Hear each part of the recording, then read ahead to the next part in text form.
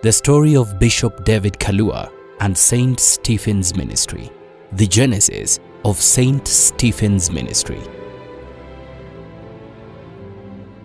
The 68-year-old man scratched his head and sighed deeply. What next? He wondered. Where do I go from here? He was in his home in Unyaa, Kitui district, in Kenya's lower eastern region. Since he was only 2 years shy of 70, he should have been content to sit under one of the many trees in his large compound and entertain visitors. Why was he wondering what next? Hadn't he already lived a full life? He had spent decades in the prison department, working in gardens and ensuring their lush sheen. His work had been so impeccable that he ended up in State House, Nairobi, the very seat of power, working as the senior superintendent of gardens, state houses and lodges. He had literally brushed shoulders with President Moi himself.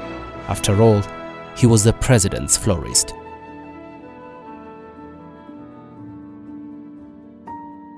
Retirement from State House. Kilicho na mwanzo kina mwisho. So goes the Swahili saying. What has a beginning has an end. The day came when he finally retired and retreated back to his home in Unyaa, Kitui. But unlike many other retirees who'd view such a period as a time to unwind and drastically slow down the paces of their lives, he had a major project on his mind. For all his life, he had belonged to the Anglican Church. In fact, by the time he got married to Deborah in 1968, he was already a lay leader.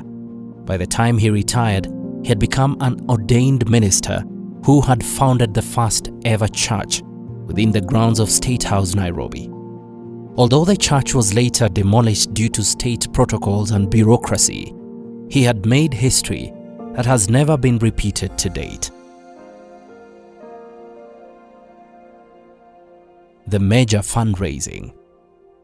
Now, he may have retired from employment, but he was just getting started in ministry. The first major project was to conduct a big fundraising for construction of a multi-story building in his local Anglican church. This building will be used in diverse aspects of ministry work, including youth training and prayer rooms. He was so excited about this project that he invited to the fundraising dignitaries like Kalonzo Musyoka, a cabinet minister from Kitui, Mulu Mutisia, a leading veteran politician from lower eastern Kenya, and several senior State House officials. They all came for the fundraising, which ensured that it was a big success. The major fallout. David Kalua had no idea that the fundraising success would lead to one of the most painful periods in his life. He was in for a shocker. After the fundraising was over, he hit the ground running. He sourced for a contractor so that construction of the building could commence without delay. Although he wasn't working unilaterally but in consultation with other church officials, he was accused of working unilaterally, yet he was not a signatory to the church account. This accusation shocked him, since all he was doing was to coordinate construction work, not to handle money. What was even more disturbing was the realization that the church's leadership wanted to divert the funds to other church users that had not been embarked during the fundraising. This was unacceptable to David Kalua. To him, if you invite people to a fundraising and raise money for a specific purpose, then that should be honored. Your word must be your bond, he liked to say. Because the church leadership was not honoring its word to the fundraising attendees, he decided that he could no longer work with them in good conscience. The birth of St. Stephen's Ministries. In 2005, David Kalua received the answer to the question, what next? The answer in 3 words was St. Stephen's Ministries. Stephen, the biblical era martyr, had faced stiff opposition from religious leaders. So hostile was this opposition that he had eventually lost his life in a hail of stones from religious leaders and their followers. However, these rough stones and their throwers couldn't stop Stephen's ministry from flourishing even after his demise. David Kalua found the resilience of Stephen's ministry to be heartwarming and inspirational. He purposed to build his new ministry upon such resilience. That is how, right there in his home, the contours of St. Stephen's Ministries began to take shape. This clarity of vision led to the construction of St. Stephen's Unyaa Church later in 2005. The growth of St. Stephen's Ministry.